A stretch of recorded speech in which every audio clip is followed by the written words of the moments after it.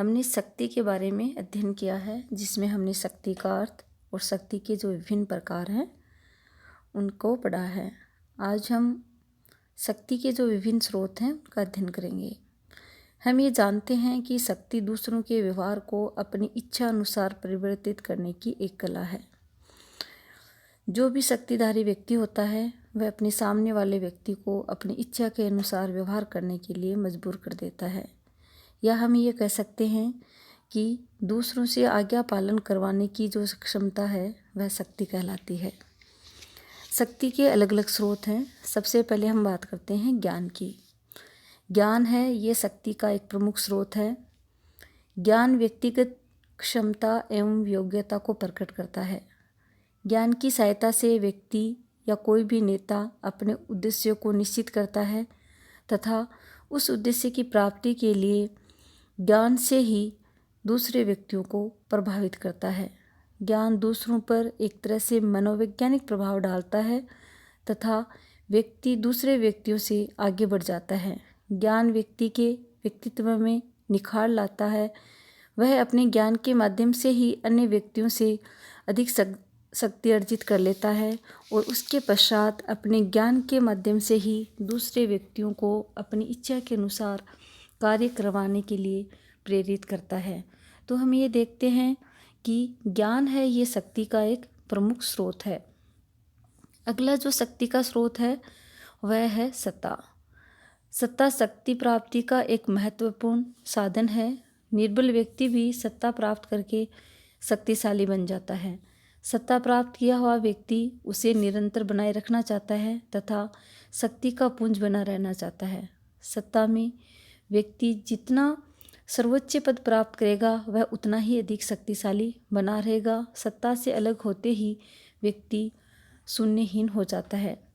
हम ये देखते हैं कि व्यक्ति जब चुनाव में खड़ा होता है, अगर वह जीत जाता है तो उसके पास सत्ता आ जाती है और उसके पश्चात वह अपनी राजनीतिक जो शक्ति है उसका प्रयोग करता है और उसके माध्यम से दूसरे व्यक्तियों को प्रभावित करता है और अपनी इच्छा के अनुसार कार्य करता है। तो शक्ति का जो एक स्रोत है सत्ता भी है। अगला जो स्रोत है शक्ति का वह है धन। धन शक्ति का एक बाह्य स्रोत है। व्यक्ति धन, संपत्ति और विभिन्न प्रकार के जो आर्थिक साधन हैं उनके माध्यम से शक्तिशाली बन जाता है और दूसरे व्यक्तियों पर नियंत्रण स्थापित करता है।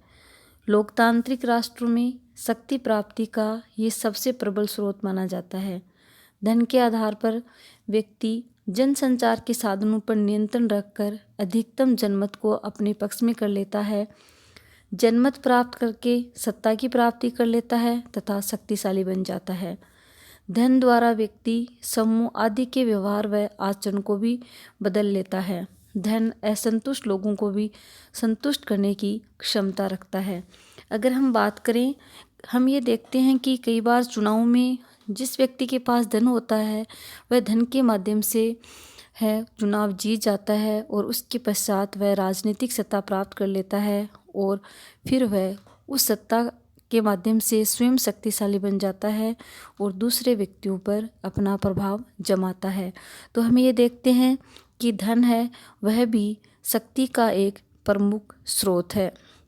धन के माध्यम से जो व्यक्ति है दूसरे व्यक्तियों को आकर्षित करता है और उसे अपने नियंत्रण में ले लेता है। अगला जो शक्ति का स्रोत है वह है व्यक्तित्व। व्यक्तित्व भी शक्ति प्राप्ति का एक स्रोत है। व्यक्ति अपने उच्च चरित्र, भाषा शैली, दूरदर्शिता, निर्णय लेने की योग्यता आदि व्यक्तित्व के प्रमुख गुणों के माध्यम से शक्ति अर्जित करता है। जिस व्यक्ति के व्यक्तित्व में ये सारे गुण होते हैं उतना ही वह अधिक शक्तिशाली बन जाता है और दूसरे व्यक्तियों को प्रभावित करता है। कई बार हम ये देखते हैं कि हो सकता है व्यक्ति के पास धन नहीं है, सत्ता नहीं है, लेकिन उसका इतना अधिक करिश्माई व्यक्तित्व होता है कि दूसरे व्यक्ति उसकी बात सुनने को तैयार होते हैं और वह जैसा कहना चाहता है वैसा ही मानने को तैयार हो जाते हैं। अगर हम उदाहरण के रूप में देखें तो कुछ राजनेता भी ऐसे हैं जिनके करिश्माई व्यक्तित्व के कारण व्यक्ति उनसे काफ़ी प्रभावित रहे हैं, जैसे कि इंदिरा गांधी हैं, पंडित जवाहरलाल नेहरू हैं इत्यादि। अब हम बात करते हैं शक्ति के अगले स्रोत की, परिस्थितियाँ। परिस्थितियाँ हैं, ये भी शक्ति का एक प्रमुख स्रोत है। परिस्थितियों को भी शक्ति प्राप्ति में सहायक माना जाता है। कई बार परिस्थितियाँ अनुकूल होने पर व्यक्ति, दल एवं राष्ट्र शक्तिशाली बन जाता है, जबकि परिस्थितियाँ विपरीत होने पर व्यक्ति है वो शक्तिहीन हो जाता है। अगर हम बात करें 1977 की, उसमें विपरीत परिस्थितियों के कारण इंदिरा गांधी ने शक्ति एक बार के लिए खो दी थी, परंतु 1980 में जैसे ही अनुकूल परिस्थितियां आई, इंदिरा गांधी एक सशक्त प्रधानमंत्री के रूप में पुनः स्थापित हो गई। तो हम ये कह सकते हैं कि जो परिस्थितियां हैं वह भी व्यक्ति को बलशाली बनाती हैं, शक्तिशाली बनाती हैं, लेकिन अगर परिस्थितियां अनुकूल नहीं हैं, प्रतिकूल हैं, तब शक्तिशाली व्यक्ति भी है वह शक्तिहीन बन जाता है।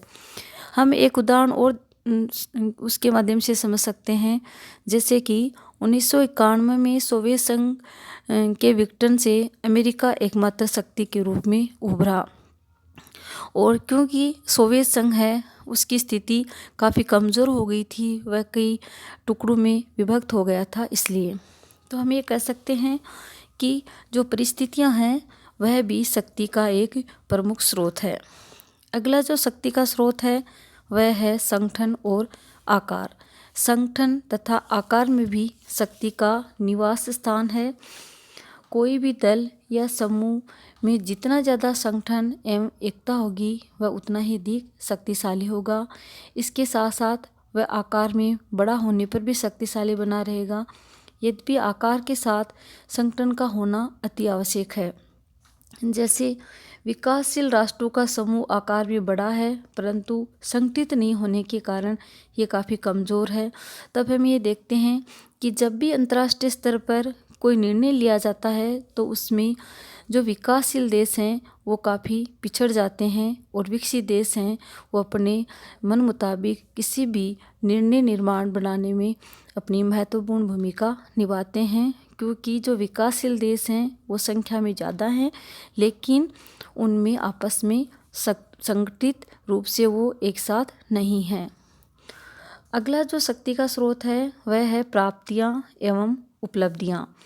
प्राप्तियाँ तथा उपलब्धियाँ भी शक्ति की बाह्य स्रोत हैं। प्राप्तियाँ और उपलब्धियों का आशय यहाँ सम्मान, प्रतिष्ठा, पद, पुरस्कार, भौतिक साधन, संपत्ति में वृद्धि और राजनीतिक सम्मान आदि हैं। जो व्यक्ति जितनी ज़्यादा मात्रा में प्रतिस्पर्धा व उपलब्धियाँ रखता है वह उतना ही अधिक शक्तिशाली बन जाता है। तो हम ये जान सकते हैं कि जो विभिन्न उपलब्धियां हैं, चाहे वह शैक्षिक क्षेत्र में हो, चाहे वह विज्ञान के क्षेत्र में हो, चाहे वह चिकित्सा के क्षेत्र में हो, किसी भी क्षेत्र में हो, व्यक्ति की जो उपलब्धियां हैं वह भी व्यक्ति को शक्तिशाली बनाती हैं, क्योंकि उसकी जो उपलब्धियां हैं वह अन्य जन समुदाय को आकर्षित करती हैं और वह उसके व्यक्तित्व के कारण उनसे प्रभावित हो जाते हैं। तो उपलब्धियां और प्राप्तियां हैं ये भी शक्ति का एक प्रमुख स्रोत हैं। अगला जो शक्ति का स्रोत है वह है संचार का साधन। संचार के साधन भी शक्ति प्राप्ति में सहायक होते हैं।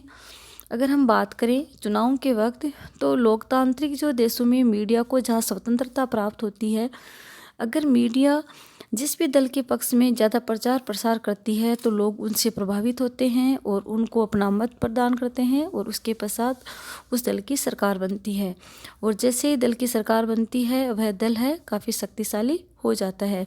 तो हम ये कह सकते हैं कि संचार का जो साधन है वह भी शक्ति का एक प्रमुख स्रोत है। हम ये देखते हैं कि जहाँ शक्ति के विभिन्न प्रकार हैं, चाहे वो राजनीतिक शक्ति हो, आर्थिक शक्ति हो, वैधानिक शक्ति हो, वहीं शक्ति के भी अलग अलग स्रोत हैं, जिसमें हम ज्ञान, सत्ता, धन, व्यक्तित्व, परिस्थितियाँ, संगठन का आकार है, संचार के साधन हैं, व्यक्ति की प्राप्तियाँ और उपलब्धियाँ हैं, ये सारे शक्ति के प्रमुख स्रोत हैं। धन्यवाद।